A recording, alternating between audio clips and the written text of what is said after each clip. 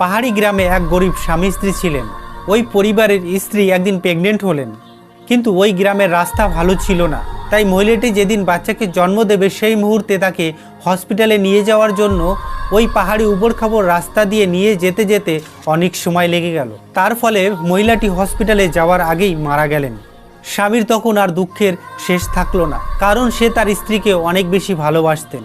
একদিন পর সে মনে জেদ ধরল যে আমি এই পাহাড় কেটে রাস্তা তৈরি করব। সে একটি পাহাড় কাটার অস্ত্র নিলেন এবং সেদিন থেকে পাহাড় কাটতে শুরু করলেন। এইভাবে কাটতে কাটতে অনেকটা সময় পেরিয়ে গেল। কিছুটা পাথর হয়তো সে কেটে নিয়েছিলেন এবং কাটতে কাটতে সে বয়স্ক হয়ে গেল এবং তার এই জেদের কথা আশেপাশে গ্রাম থেকে শুরু করে সব জায়গায় ছড়িয়ে ছিটিয়ে পড়ল।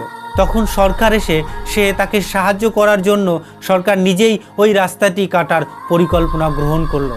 সেই রাস্তাটি একদিন তৈরি হয়ে গেল।